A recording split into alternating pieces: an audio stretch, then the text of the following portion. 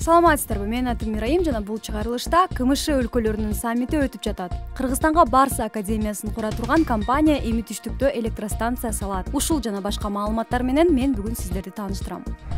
Кыргызстанда өтүп жаткан КМШ өлкөлөрүнүн саммитине катышуу үчүн 13 октябрда Азербайжандын президенти Ильхам Алиев, Өзбекстандын президенти Шавкат Мирзиёев, Казакстандын президенти Касым-Жомарт Токаев, Түркмөнстандын лидери Сирдар Бердимухамедов, Тажикстандын президенти Эмомали Рахмон келди. Бир күн мурда Кыргызстанга Орусиянын президенти Владимир Путин расмий иш сапары менен келген. Ошентип Алаарча мамлекеттик резиденциясында КМШ мамлекет башчыларынын кеңешинин тар чөйрөдөгү жыйыны башталды. Жыйынга Орусия, Казакстан, Өзбекстан, Тажикстан, Азербайжан, Түркмөнстан жана Беларустун президенттери, ошондой эле КМШнын башкы катчысы Сергей Лебедев катышууда. Мамлекеттик резиденциянын конгресс холлунда КМШ лидерлерин президент Садыр Жапаров тосуп алып, жалпы сүрөткө түшүү расмиси өттү. Ташиевдин үй бүлөсүнүн өнөктөшү менен байланышы бар АБ Энерго түштүктө электростанция курмакчы болду. АБ Энерго компаниясы Жалал Абад облусунда кубаттуулугу 660 мегаватты түзгөн көмүр жылуулук электростанциясын курууну пландаштырууда. Министрлер кабинетинин маалыматы боюнча АБ Энерго компаниясынын инвестициялык салымы 2 миллиард 300 миллион долларды түзөт. АБ Энерго компаниясы буга чейин клубдун Жалал Абадта курулган Барселона футболдук клубу жөнүндө иликтөөсүндө эскерилген. Иликтөөдө бул компания менен УКМКнын башчысы Камчыбек Ташиевдин үй бүлөсүнүн, президент Садыр Жапаровдун жана бозгун президент Курманбек Бакиевдин жакын адамдардын байланышы бар экени айтылган. АБ Энерго орусиялык ишкер Николай Карабовскийге таандык. Ал Жал Групп Азия ЖЧКнын негиздөөчүлөрүнүн бири. Барса Experience футбол академиясынын Кыргызстандагы франшизасына дал ушул Жал Групп Азия ЖЧКсы ээлик кылат. Клуб АБ Энерго компаниясына Карабовскийдин жубайы Анар Карабовская ээлик кыларын аныктаган. АБ Энерго корпорациясы 18 жылдан бери Казахмыс жана САЭК Энерго холдингдеринен электр энергиясын текейден арзан сатып алып, кайра Казакстанга 5 эсе кымбат сатып келет. Николай Карабовский өзү Омскта эң бай 100 жергиликтүү тургундун катарына кирет. Анын АБ Энерго компаниясы дагы ошол эле жерде катталган. Мындан тышкары АБ Энергонун директорлор кеңешинин төрагасы Николай Карабовский менен Кыргызстандын биринчи айымы Айгүл Жапарова Москва шаарында президенттин өлкөнү жашылдандыруу компаниясынын алкагында Баткенде өмүр багы достук паркын отургузуу боюнча резолюцияга кол коюшкан. Ошондой эле Карабовскийдин компаниясы Кыргыз Республикасынын аялдар конгрессине 73,8 миң доллар, Кыргыз тест мамлекеттик мекемесине 11 миллион рубль грант берери жана улуттук тарых музейи үчүн Орусиядан 1,6 миллион рубльге маалыматтар базасын сатып алып берери айтылган. Эгер бизди көрүп жаткан болсоңуз, лайк басууну унутпаңыз. Садыр Жапаров Орусия менен соода жүгүртүүнү 5 миллиард долларга чейин жеткирүү ниетин билдирди. Кыргызстан Орусия менен соода жүгүртүүнүн деңгээлин 5 миллиард долларга чейин жеткирүүнү ниеттенет. Бул тууралуу президент Садыр Жапаров Алаарча мамлекеттик резиденциясында Орусиянын президенти Владимир Путин менен болгон сүйлөшүүлөрдөн кийин билдирди. Жапаровдун айтымында Путин экөө инвестиция, отун энергетика комплекси жана айыл чарба чөйрөлөрүндөгү өз ара аракеттенүү багыттарына өзүнчө токтолушкан. Ошондой эле Орусия президенти Кыргызстанды газдаштырууну 60%га жеткирүүгө жардам берүүнү убада кылды. Дагы башка жаңылыктар менен кененирээк таанышуу үчүн клубдун Telegram каналына катталсаңыз болот. Шилтеме видеонун баяндоосунда.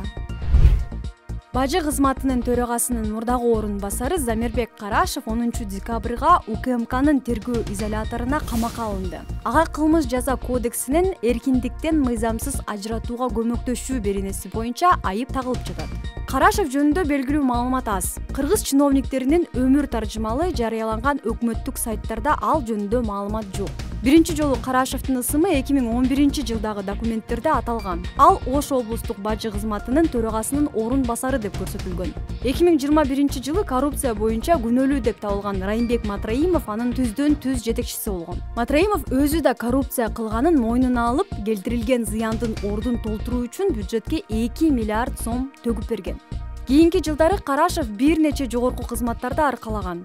2017-жылы Ош облустук бажысын жетектеп, ошондой эле Бишкектеги эл аралык аэропорттун бажы кызматынын башчысынын орун басары жана башчысы болгон. 2019-жылы октябрда ал кызматынан дагы бир тепкич жогорулап, Кыргызстандын бажы кызматынын төрагасынын орун басары болуп дайындалган. Ушул эле кызматты бир кездерде Райымбек Матраимов аркалаган. 2021-жылдын апрелинде Карашев бажыда коррупция жок, бирок адамдык фактор бар деп билдирген. Ошол эле айда ал жумушунан бошотулган. 2021-жылдын июнунда Клоп, СРП жана Белинкет Карашев жөнүндө иликтөө чыгарышкан. Анын үй бүлөсү дагы өзүнө чейин бажы төрагасынын орун басары болгон Райымбек Матраимовдун үй бүлөсү менен кыйла тыгыз катташта экени аныкталган. Ал дагы өзүнүн үй бүлөсүнө Матраимовдон кем калбаган байманалуу жашоо түзүп бергени байкалган. 13 октябрда Эмар Групп курулуш компаниясынын башчысы Чолпонбек Ахматов камакка алынды.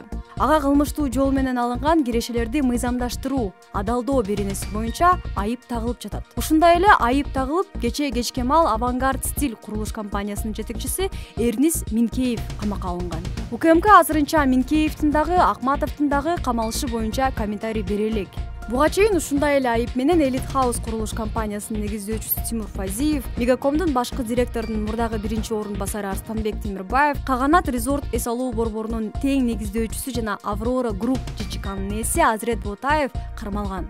Алардын баары 4 октябрда атайын операция учурунда жок кылынган Кримтөбөл Камчы Гүлбаевдин өлүмүнөн кийин кармалышкан. Селекция айылында мурдагы аялын кордоого шектелип жаткан адамды зордуктоо фактысына байланыштуу пробациялык көзөмөл менен бошоткон судьянын жумуштан алуу сунушталды.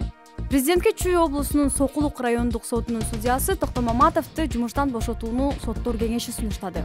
Судья Токтомаматовду мөөнөтүнөн мурда кызматтан алуу жөнүндөгү сунушту жогорку соттун төрагасы Замирбек Базарбеков жеке өзү киргизди. Эске салсак, шектүү 23-жылдын январь айында зордуктоо фактысы үчүн 5 жылга эркинен ажыратылып, бирок пробациялык көзөмөл чегерилген соң эркиндикке чыккан. Көп өтпөй үстүбүздөгү жылдын сентябрь айында жаш балдарынын көзүнчө мурдагы аялын бычактап, кулак мурдун кезип, бети башын тилип салган. Аялга бир нече саат операция жасалып, аман калган. Бирок абалы дагы деле оор бойдон калууда. Алдыда көп каражатты талап кылган операция күтүлүүдө. Ал эми 27 сентябрда Чүй облустук соту пробациялык көзөмөл колдонуу чечимин жокко чыгарып, шектүүнү 8 жылга эркинен ажыраткан. Ош шаардык мэриясынын муниципалдык менчик башкармалыгы коопсуз шаар долбоорунун камераларын сатып алууга 2,5 миллиард сомдук тендер жарыялады. Бул суммага стационардык жана көчмө аппараттык программалуу комплекстерди сатып алуу пландалып жатат. 21-жылы сентябрда коопсуз шаар долбоорунун экинчи этабынын алкагында Бишкек, Ош жана Токмок шаарларында камералар орнотулган. Камераларды орнотууну кытайлык компания ишке ашырмай болуп, өз кызматын 2,6 миллиард сомго баалаган.